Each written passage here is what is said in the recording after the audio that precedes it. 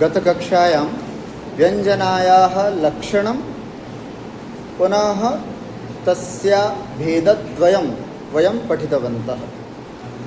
व्यञ्जनायाः लक्षणमासीत् विरतास्वभिधाद्यासु ययार्थो बोध्यते परः सा वृत्तिर्व्यञ्जना नाम शब्दस्यार्थादिकस्य च इति। अर्थात अभिधाद्यासु विरतासु, अभिधा लक्षणा तादिषु विरतासु, विरतासु नाम उपक्षीणासु, यया जिसके द्वारा, जिस शक्ति के द्वारा अपरः अर्थः बोध्यते, अन्यः अर्थः व्यज्यते, अन्य अर्थः प्रतीयते, अन्य अर्थ की प्रतीति होती है, सा वृत्ति ही व्यंजना नाम, उस वृत्ति को हम व्यंजना कहते हैं। इयं व्यंजना वृत्ति शब्दस्यापि भवति अर्थादिकस्यापि भवति। तर्हि यदि शब्दस्य भवति तर्हि शाब्दी व्यंजना, अर्थस्य भवति चेत् आर्थी व्यंजना। एवं व्यंजनायाः आदौ द्वौ भेदौ तदेव अत्र लिखितमस्ति। तो द्विविधा व्यंजना, सबसे पहले दो प्रकार की व्यंजना होती है, शाब्दी व्यंजना, अर्थी व्यंजना च। हम उक्तवान् गतकक्षायां शाब्दी व्यंजना इत्युक्ते शब्दस्य प्राधान्ये शाब्दी व्यंजना, अर्थस्य प्राधान्ये अर्थी व्यंजना। एवं शाब्दी व्यंजना, अर्थी व्यंजना।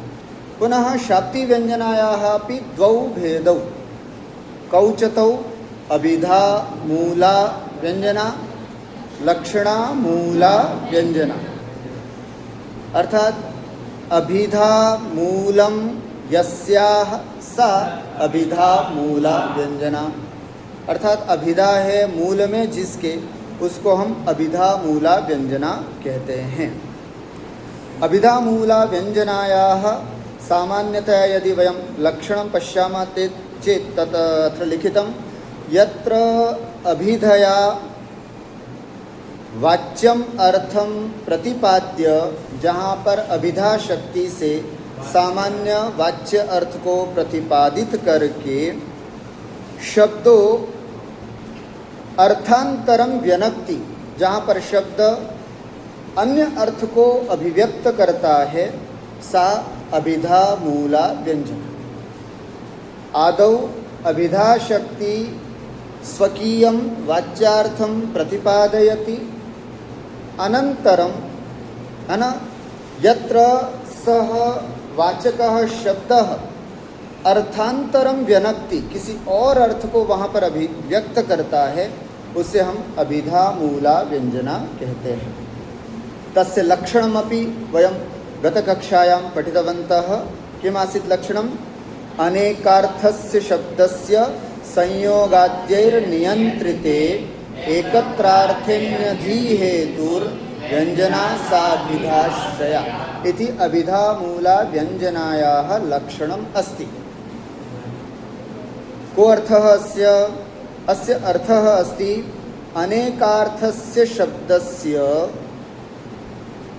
जहाँ पर अनेकार्थक शब्द का संयोगाद्यैहि एकत्रार्थे नियंत्रिते, संयोगादि के द्वारा एकत्रार्थे नियंत्रिते, एकत्र अर्थ में किसी एक विशिष्ट वक्तुः विवक्षितार्थे, जहाँ पर वक्ता का जो विवक्षित अर्थ है उस अर्थ में नियंत्रित करने में और नियंत्रित हो जाने पर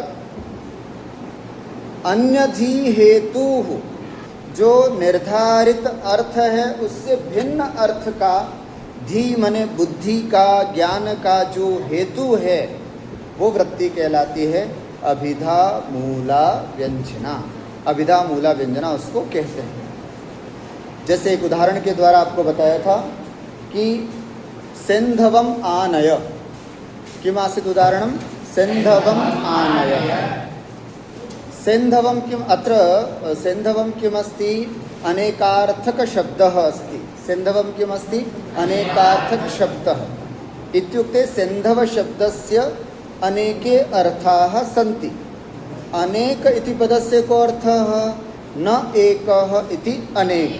तो दो होंगे तो भी अनेक बोलेंगे, तीन होंगे या सैकड़ों होंगे तब भी अनेक बोलेंगे।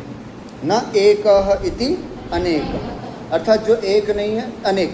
अत्र सेन्धव शब्दस्य द्वौ अर्थौ स्तः। कौचतौ सेन्धव शब्दस्य एकः अर्थः अस्ति लवणम्, अपरः अर्थः अस्ति अश्व। तर्हि यदा भोजनकर्ता वदति यत् सेन्धवम् आनय, तर्हि अत्र विवक्षितः अर्थः किमस्ति लवणम्। किंतु सेन्धव शब्द का एक और अर्थ भी है जो उसी सेन्धवम आनय बोलते समय हमारे दिमाग में झट से दूसरा अर्थ भी प्रतीत होता है। वो दूसरा अर्थ जिससे प्रतीत होता है उसी को बोलते हैं अभिधा मूला व्यंजना। भोजन करते समय सेन्धव शब्द का अर्थ लवण होता है, ये तो अभिधा कहता है सामान्य रूप से, लेकिन उसी समय उसका एक दूसरा अर्थ भी अभिव्यक्त होता है। अर्थात द्वयर्थक जो वस्तुएं होती हैं, जो शब्द होते हैं, उनमें एक अर्थ तो सामान्य रूप से जो बात कही जाती है उसमें लगता है और एक अर्थ व्यंग्य के रूप में होता है। बस वही जो व्यंग्यार्थ होता है उसी को बोलते हैं अभिधा मूला व्यंजना। तत्र बहवः श्लोकाः सन्ति, तेषां पश्यतु सामान्यतया एकः अर्थः आगच्छति। यदि किंचित विशेषतया पश्यन्ति अथवा श्लेषालंकारेण पश्यन्ति चेत् अपरो अर्थः अपि अत्र आगच्छति। तर्हि यः अपरः अर्थः बोध्यते सः अपरः अर्थः अभिधा मूला व्यंजनया बोध्यते। सामान्य अर्थ की प्रतीति तो अभिधा से होती है, लेकिन जो एक दूसरा अर्थ व्यंग्य के रूप में प्रतीत होता है उसे ही हम क्या कहते हैं, अभिधा मूला व्यंजना। ठीक हो गया। जैसे मैंने आपको बताया था कि आप लोग कक्षा में पढ़ रहे हैं और पढ़ते पढ़ते ही आप में से किसी एक बालक ने उठ करके कह दिया कि गुरुजी 3:30 बज गए।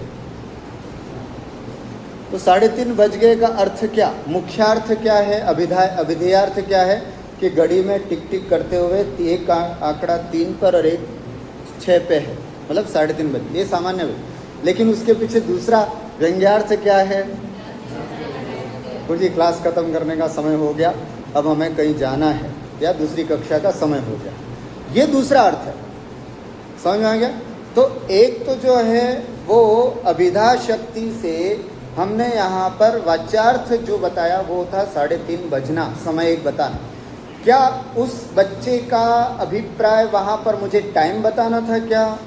नहीं, टाइम तो गुरुजी के पास भी घड़ी है, गुरुजी भी देख सकते हैं, लेकिन उसका उस समय ये कहना कि गुरुजी 3:30 बज गए, वो एक दूसरा अर्थ प्रतीत होता है और वो ही व्यंग्य होता है ना।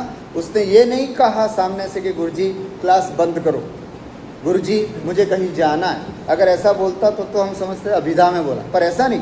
वो समझदार बालक था, उसने ऐसा नहीं कहा और उसने यही कहा कि गुरुजी 3:30 बज गए, बंद करो कक्षा, ऐसा नहीं बोला। 3:30 बज गए इसका सामान्य मुख्यार्थ होता है घड़ी में 3:30 बज गए, मेरे पास भी घड़ी, आपके पास भी घड़ी, पता चला। लेकिन यहाँ पर व्यंग्य इस बात का है कि अब कक्षा समाप्त करने का समय हो गया। अभिधा मूला व्यंजना में यही होगा, एक अर्थ तो सामान्य रूप से लगेगा और एक अर्थ हमें व्यंग्य से समझना होगा। ये व्यंग्य से समझा कैसे जाता है, उसके पीछे हमारे पास कुछ कारण है जिसको हमने देखा था। संयोग, विप्रयोग, साहचर्य, विरोधिता, है ना। ऐसे देखिए कितने हैं, बोलिए एक बार। संयोग, विप्रयोग, साहचर्यम, विरोधिता, अर्थः, प्रकरणम, लिंगम, शब्दस्यान्यस्य सन्निधि, सामर्थ्यम, औचिति, देशः, कालः, व्यक्ति, स्वरादयः। कति सन्ति चतुर्दश, कति सन्ति चतुर्दश, एभिः चतुर्दशभिः, है ना, शब्दः अन्यार्थम व्यनक्ति। इन 14 कारणों से कोई भी शब्द अन्य अर्थ को प्रकट करता है ना। पहले तो इन 14 से अभिधा मतलब सामान्य कोई भी शब्द, अनेकार्थक जो शब्द है वो एक अर्थ में नियंत्रित होता है। पहले तो ये बात समझना, अभिधा मूला की सबसे पहली बात क्या है, अनेकार्थ शब्द को एक अर्थ में नियंत्रित करना। एक अर्थ में नियंत्रित करने का मतलब है संयोग आदि के द्वारा, जिसके बहुत सारे अर्थ हैं, लेकिन जहाँ ये संयोग है इसका मतलब ये अर्थ इसमें नियंत्रित होगा, ये इसमें नियंत्रित होगा, ये इसमें नियंत्रित होगा। ठीक है, वो कैसे होगा उसके 14 उदाहरण हम आपको फटाफट बताते हैं, उससे आपको समझ में आएगा। जैसे अब आपको ध्यान में रखना है 14 अर्थ, एक तरफ तो 14 अर्थ कौन से, संयोग, विप्रयोग आदि। ध्यान से देखना, मैं देखता हूँ कौन कौन जागरूक होकर के पढ़ रहे हैं। कितने अर्थ हैं हमारे पास, 14, है ना। कौन कौन से, संयोग, विप्रयोग इत्यादि इत्यादि। ठीक है, ये 14 अर्थ हैं। इन 14 कारणों से अनेकार्थक शब्द जो है वो एक अर्थ में नियंत्रित होगा। अनेकार्थक शब्द जो है वो एक अर्थ में नियंत्रित होगा।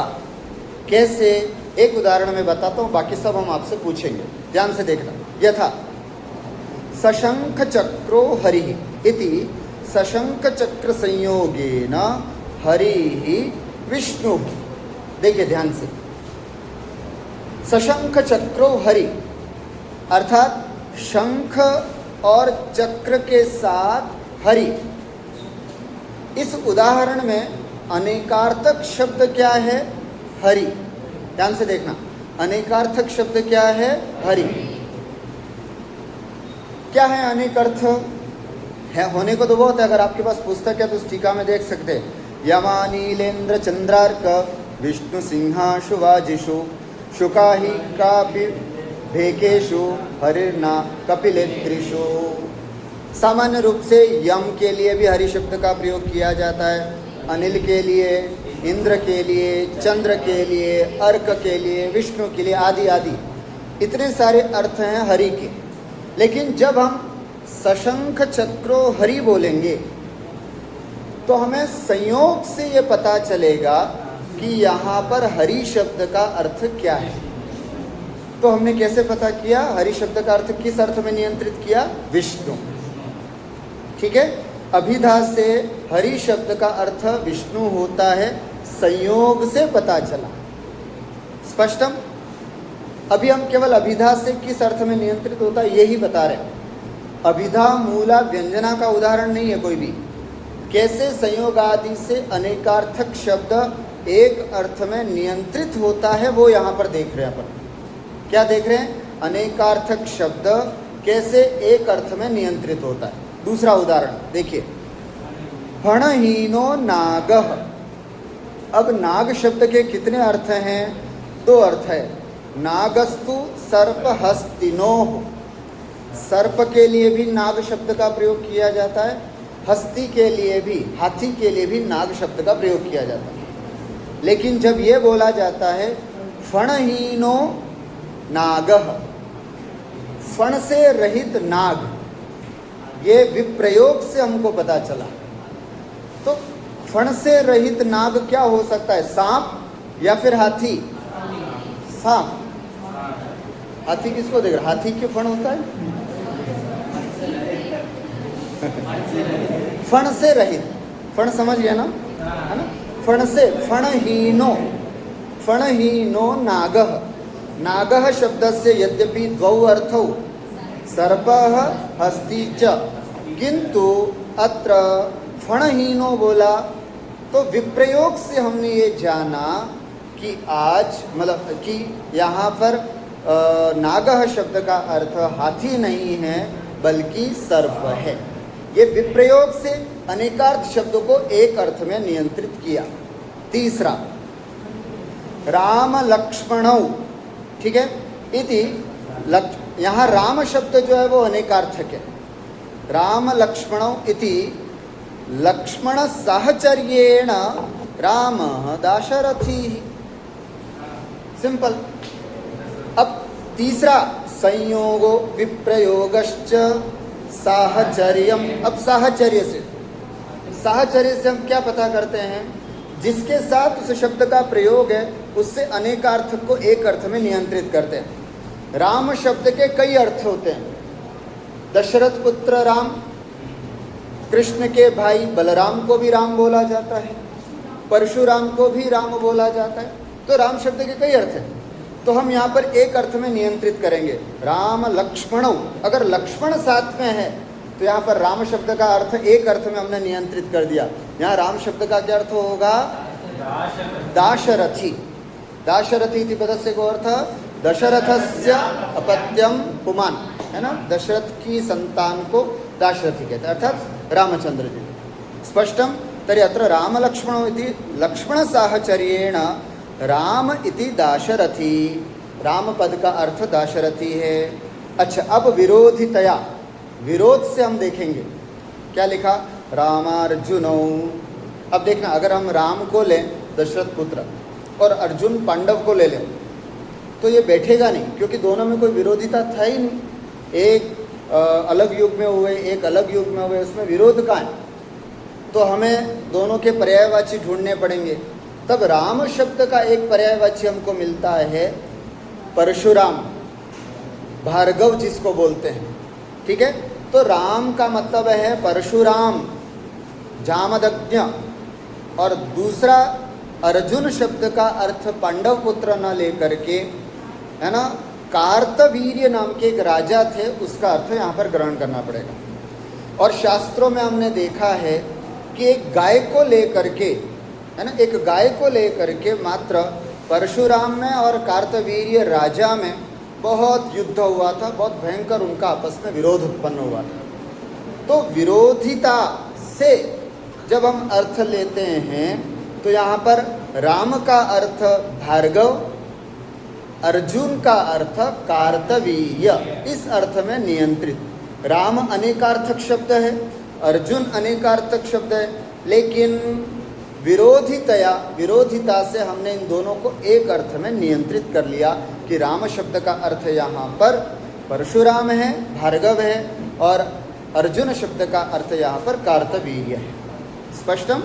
अग्रे अर्थ, अर्थ का अर्थ होता है प्रयोजनम। अर्थ नाम प्रयोजनम। उदाहरणम अस्ति स्थाणुम भज भवच्छिदे, है ना, स्थाणुम भज भवच्छिदे।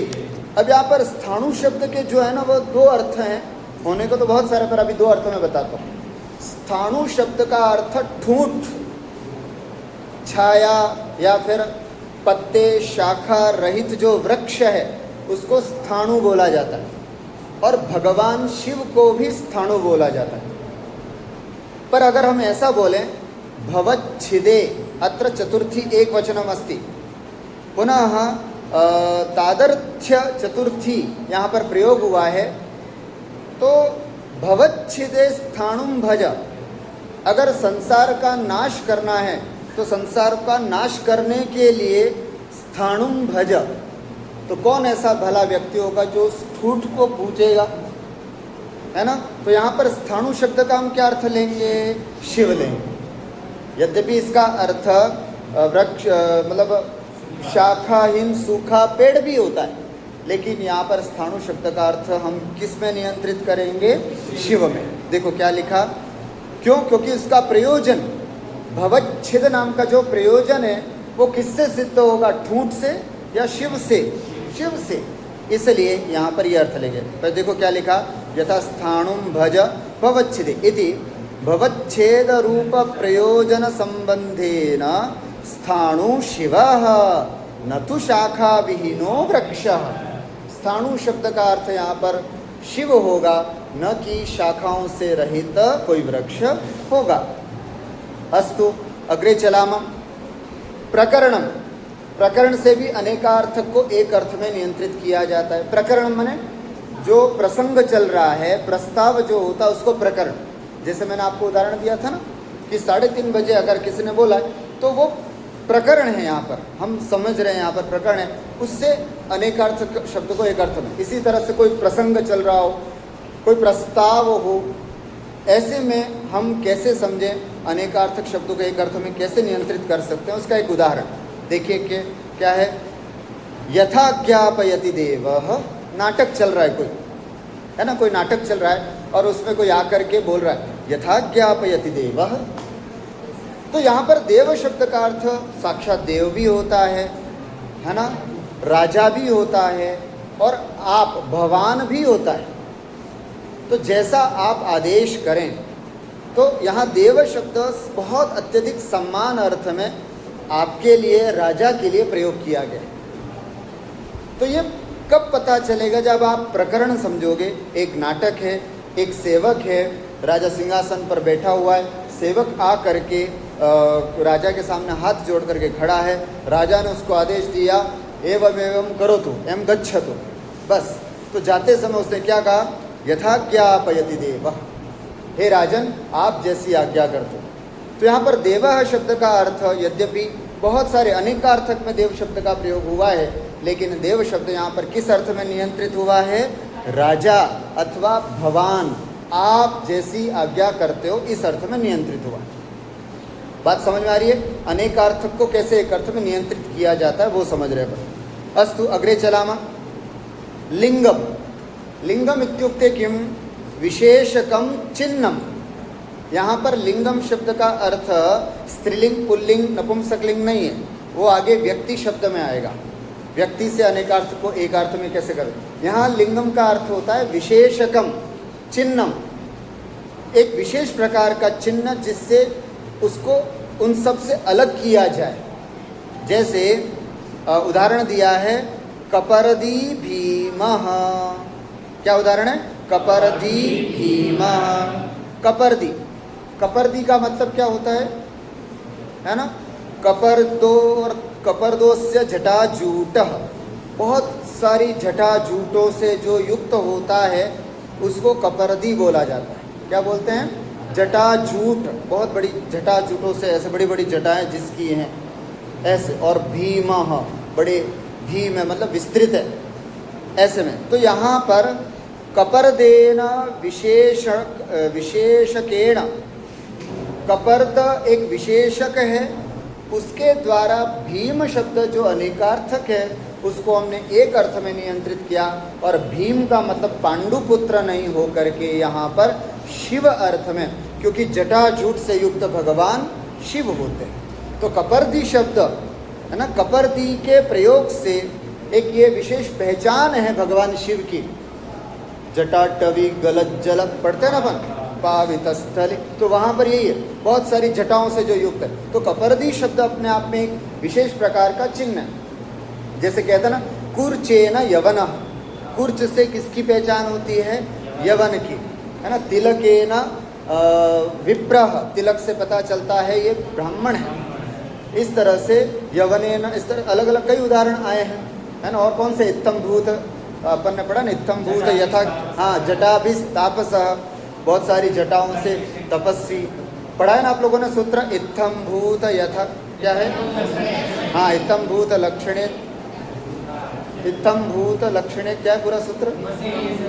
इत्थम भूत लक्षणे, इतना ही है ना। हाँ, तो इस सूत्र से अपन विशेष प्रकार की अवस्था को प्राप्त हुआ, उससे अपन किसी व्यक्ति को पहचानते, वो जिससे पहचान होती है उसी को बोलते हैं यहाँ पर लिंगम, है ना, विशेषकम नाम चिन्हम। और आगे चलते हैं। अन्यस्य शब्दस्य सन्निधि, अर्थात अन्यस्य प्रसिद्धार्थकस्य, जो प्रसिद्ध अर्थ वाला कोई शब्द है उसकी सन्निधि में अगर कोई समभिव्याहार, अगर उसके साथ में किसी और शब्द का प्रयोग किया जाए तो उससे भी अनेकार्थक शब्द को एक अर्थ में नियंत्रित किया जा सकता है। कैसे? जैसे यहाँ देखें, स्थलारविंदश्रियम, स्थलारविंदश्रियम।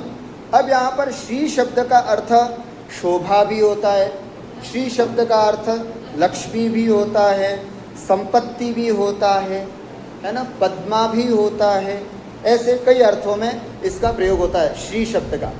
लेकिन क्या कहा? अन्यस्य शब्दस्य सन्निधि, एक प्रसिद्ध अर्थ के साथ में अगर कोई शब्द अर्थ है तो उससे भी अनेकार्थक शब्द को एक अर्थ में नियंत्रित किया जा सकता है। तो यहाँ पर स्थलारविंद श्री, स्थलारविंद, स्थलारविंद शब्द का अर्थ क्या होता है? सामान्य रूप से इसको हम गुलाब शब्द से जानते हैं। गुलाब का पुष्प होता है ना, उसी को बोलते हैं स्थलारविंद। अब स्थलारविंद शब्द की श्री माने, श्री माने क्या? संपत्ति नहीं, श्री माने यहाँ पर क्या अर्थ होगा? शोभा, गुलाब की शोभा, गुलाब की सुंदरता। तो यहाँ पर श्री शब्द जो है वो शोभा अथवा सुंदर अर्थ में नियंत्रित होता है। आई बात समझ में? इस तरह से यहाँ पर अन्य शब्द से सन्निधि, स्थलारविंद अन्य शब्द है, उसके सन्निधि में आया श्री शब्द अनेकार्थक है, जिसका अर्थ शोभा होता है, सुंदरता, संपत्ति, पद्मा आदि बहुत सारे होते हैं, लक्ष्मी आदि, लेकिन यहाँ पर सुंदरता अर्थ में उसका हमने नियंत्रण किया। अस्तु, उसके बाद आता है सामर्थ्य। सामर्थ्य से भी अनेकार्थक शब्द को एक अर्थ में नियंत्रित किया जा सकता है ना? तो सामर्थ्य का मतलब क्या होता है? शक्ति। सामर्थ्य इति पदेन शक्ति ही इति ध्यातव्यम। यथा, एक उदाहरण है, मधुना मत्तः कोकिलः। क्या उदाहरण है? मधुना मत्तः कोकिलः, अर्थात मधु से कोकिल मत्त हुई, मदमस्त हो गई। तो मधु शब्द का अर्थ वैसे तो बहुत सारे हैं, लेकिन प्रसिद्ध दो अर्थ हैं, एक तो शहद और दूसरा मधु शब्द का अर्थ होता है वसंत ऋतु। वसंत ऋतु। अब आप ही बताओ, है ना, कोकिल कब मदमस्त होती है? शहद को देख के या वसंत ऋतु से? वसंत ऋतु से। तो मधुना शब्द से दोनों अर्थ आएंगे, परंतु मदमस्त होने की शक्ति शहद में है या वसंत ऋतु में है? वसंत ऋतु। तो सामर्थ्य से अनेकार्थ शब्द को हमने एक अर्थ में नियंत्रित किया। स्पष्टम? तो इस तरह से यहाँ पर मधुना मत्तः कोकिल इति मधुः इति पदेन अत्र वसंतः, वसंत ऋतु को ग्रहण करना चाहिए।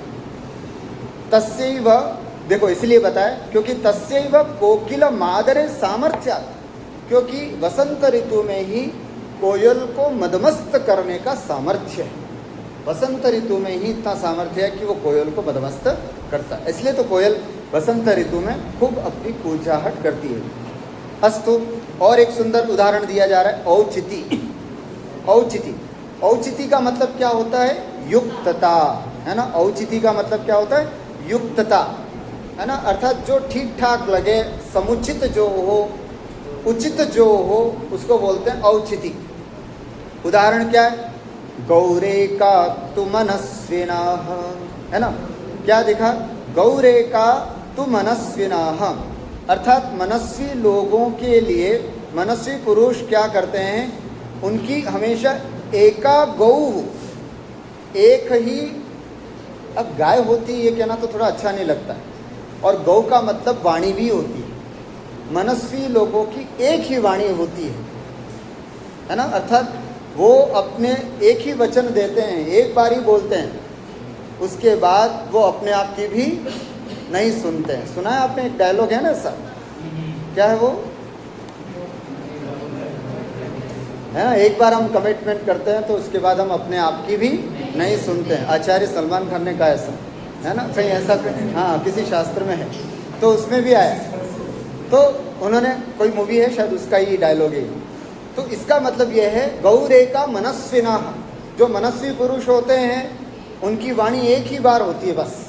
वो बार बार किसी चीज़ को नहीं कहते कि ऐसा करो, मैं तुमको शाम को पैसा दे दूंगा, फिर शाम हो गई, अरे यार आज तो मैं लेट हो गया, ऐसा करता हूँ मैं कल सुबह आता हूँ फिर तुमको दे दूंगा। सुबह, अरे यार आज तो मैं सुबह उठने में ही लेट हो गया, ऐसा करता हूँ मैं शाम। ऐसा जो सामान्य व्यक्ति होता है उसके कमिटमेंट हमेशा बदलते रहते हैं, लेकिन जो मनस्वी होता है ना, तेजस्वी होता है, उसके एक बार, गौरे का मनस्विना, मनस्वी पुरुष की एक ही वाणी होती है। तो यहाँ पर गौ शब्द के बहुत सारे अर्थ हैं, लेकिन यहाँ पर औचित्य क्या है उसका? तो देखिए, औचित्य है ना, गौ इति वाक, गौ शब्द से हमको वाक अर्थात वाणी का ही ग्रहण करना होता है। अस्तु, और आगे चलें। भाति गगने चंद्रः इति, ये किसका उदाहरण है? नहीं, किसका उदाहरण है बता सकते हैं? देश का, देश का, है ना। आप देखेंगे यहाँ पर तो अब देश का उदाहरण आया, स्थान का। भाति गगने चंद्रः, है ना। तो भाति माने सुशोभित होता है, गगने, गगने आकाश में, चंद्रः अर्थात चंद्रमा। अब चंद्रमा भी बहुत, यहाँ चंद्र शब्द के चंद्रः, कर्पूरः, सुधांशु, वर्ण, वारी, ऐसे बहुत सारे अर्थ होते हैं, लेकिन उनमें से हमने यहाँ चंद्रमा को किस अर्थ में नियंत्रित किया? शशांकः, चंद्रमा के अर्थ में। क्योंकि देश विशेष देखा हमने। क्या देश देखा? गगने कह भाति, है ना। आकाश में कौन सुशोभित होता है? चंद्रमा, अर्थात शशांक ही हो सकता है और कोई नहीं। तो स्थान से विशेष अनेकार्थक शब्द को हमने एक अर्थ में नियंत्रित किया। तो इसलिए यहाँ पर गगन रूपेण देशेन, गगन रूप देश से जो अनेकार्थक चंद्र शब्द था वो एक शशांक रूप अर्थ में नियंत्रित होता है। और देखें काल, काल शब्द की, अर्थात काल से भी अनेकार्थक शब्द एक अर्थ में नियंत्रित होता है। कैसे? जैसे उदाहरण है रात्रौ विभावसु, है ना, रात्रौ विभावसु। अब देखिए विभावसु शब्द का अर्थ क्या होता है? सूर्यवन्नी विभावसु, अमरकोश में शब्द आता है सूर्यवन्नी विभावसु। विभावसु शब्द का अर्थ क्या है? सूर्य माने सूर्य और वन्नी अर्थात अग्नि, ये दोनों अर्थ विभावसु के होते हैं। लेकिन हम काल से अब अर्थ देखेंगे। क्या? रात्रौ, है ना, विभावसु, रात्रि में विभावसु, अर्थात क्या अग्नि लेंगे या सूर्य? रात्रि में कौन सुशोभित होता है, अग्नि या सूर्य? अग्नि। तो ये कैसे पता चला आपको? काल से। काल से अनेकार्थ शब्द को एक अर्थ में नियंत्रित कर दिया। उसी प्रकार अगर इसी विभावसु को हम दिन में ले चलें तो क्या अर्थ हो जाएगा? सूर्य भाति दिवसे भाति विभावसु। अगर ऐसा बोलें तो विभावसु शब्द का अर्थ यहाँ पर क्या हो जाएगा? सूर्य। क्योंकि काल देख रहे हैं, काल के हिसाब से अनेकार्थ शब्द को एक अर्थ में हमने नियंत्रित किया। अब आता है लास्ट इसमें व्यक्ति, सेकेंड लास्ट, मित्र, व्यक्ति।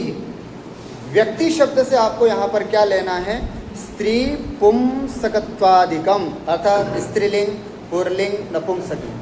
कुछ कौन से शब्द किस लिंग में प्रयोग होते हैं उससे भी उनके अर्थ बनते हैं। ध्यान से सुनना, बहुत अच्छा उदाहरण है। जैसे मित्रम, मित्र शब्द नपुंसकलिंग में भी होता है मित्रम, और मित्र शब्द पुल्लिंग में भी होता है मित्रः।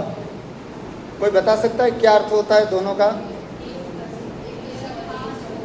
हाँ, एक मित्रम सखा, सखी, है ना, सखा या सखी के अर्थ में प्रयोग होता है, और एक मित्र सूर्य के अर्थ में। दोनों में क्या अंतर है?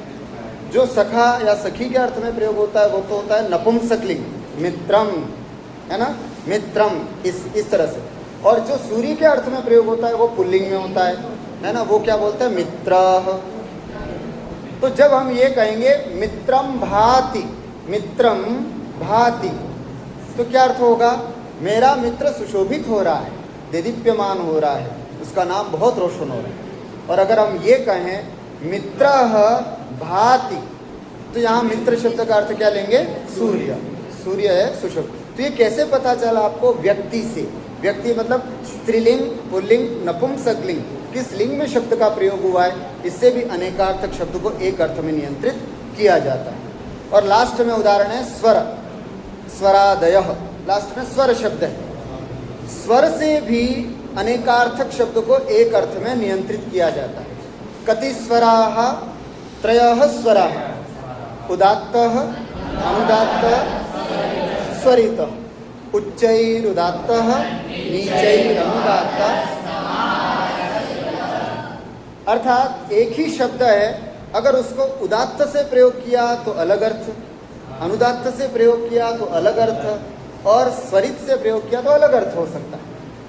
तो आप जैसा स्वर का उच्चारण कर रहे हैं उससे अनेकार्थक शब्द जो है वो एक अर्थ में नियंत्रित होता है।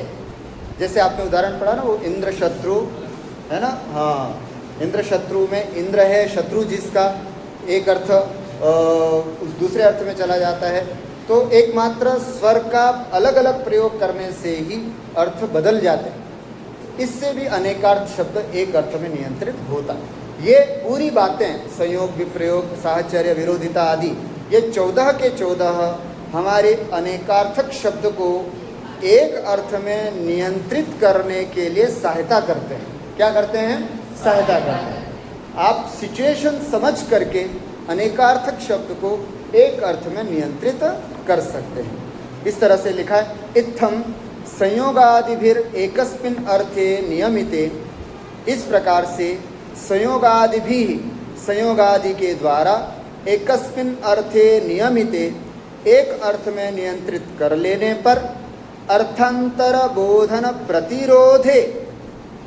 अब दूसरा अर्थ समझने में प्रतिरोध, जब आपने एक अर्थ में नियंत्रित कर लिया तो दूसरा अर्थ जो है उसको बोधन में प्रतिरोध होगा, बाधा होगी। तन्मात्रे एव व्यवस्थापिते, है ना, तन्मात्रे एव व्यवस्थापिते, ऐसे उस अन्य अर्थ को प्रतीत कराने में ही, व्यवस्थापित कराने में, यया अर्थांतरम बोध्यते, जिस शक्ति के द्वारा अन्य अर्थ की प्रतीति कराई जाती है, सा अभिधा मूला व्यंजना। उसे हम क्या कहते हैं? अभिधा मूला व्यंजना। अब इस अभिधा मूला व्यंजना के 2 उदाहरण आगे दे रहे हैं, और लक्षणा मूला का भी जो उदाहरण है ये हम कल पढ़ेंगे और इसको विस्तार से अच्छे से समझेंगे। अस्तु, अद्य एतावदेव पठित्वा विरमामः।